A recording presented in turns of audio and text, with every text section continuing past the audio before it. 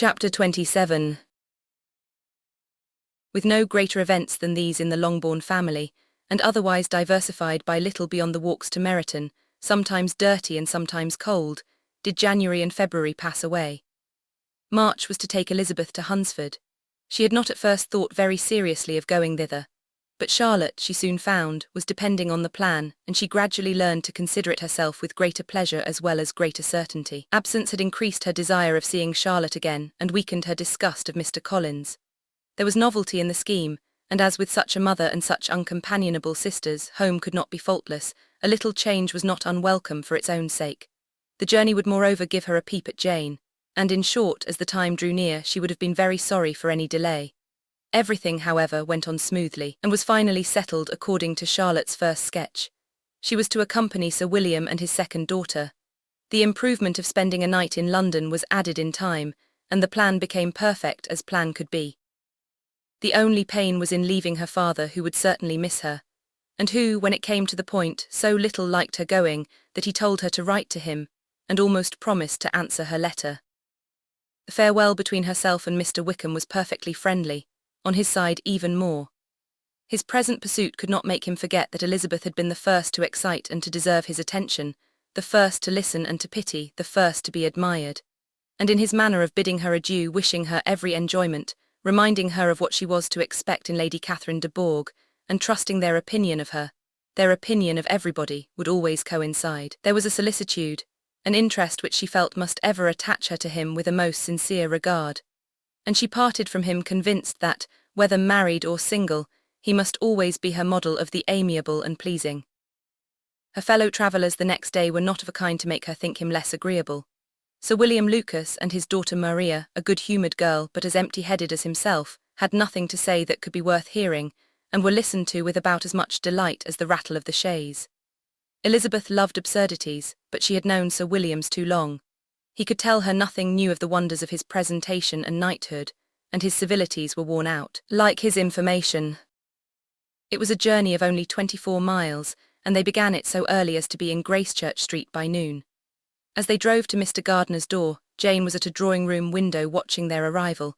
When they entered the passage, she was there to welcome them, and Elizabeth, looking earnestly in her face, was pleased to see it healthful and lovely as ever.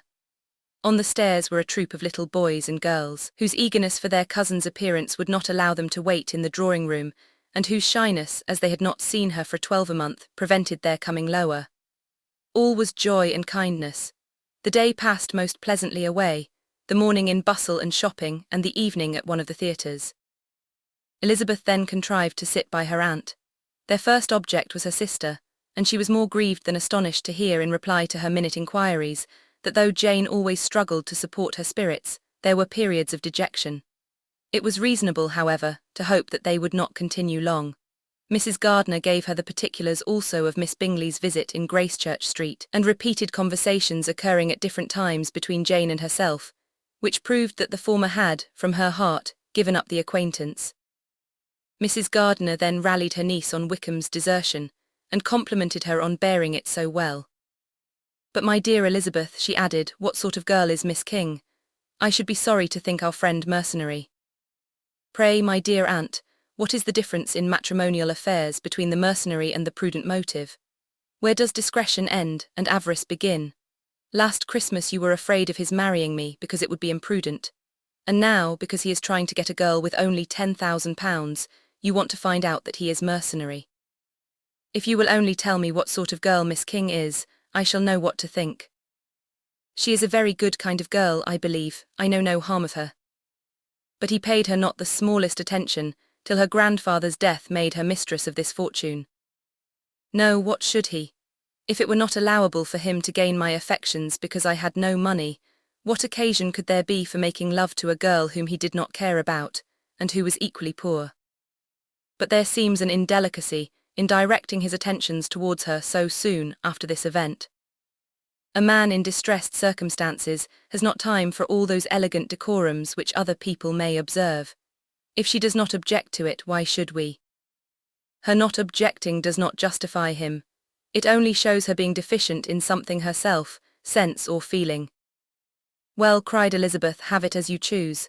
He shall be mercenary and she shall be foolish." No, Lizzie, that is what I do not choose. I should be sorry, to think ill of a young man who has lived so long in Derbyshire. Oh, if that is all, I have a very poor opinion of young men who live in Derbyshire, and their intimate friends who live in Hertfordshire are not much better. I am sick of them all. Thank heaven.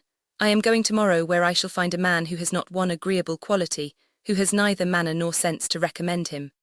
Stupid men are the only ones worth knowing after all. Take care, Lizzie, that speech savours strongly of disappointment.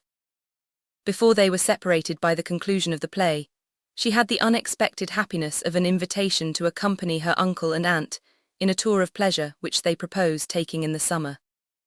We have not determined how far it shall carry us, said Mrs. Gardiner, but perhaps to the lakes. No scheme could have been more agreeable to Elizabeth, and her acceptance of the invitation was most ready and grateful. Oh, my dear, dear aunt, she rapturously cried, what delight, what felicity, you give me fresh life and vigour. Adieu to disappointment and spleen.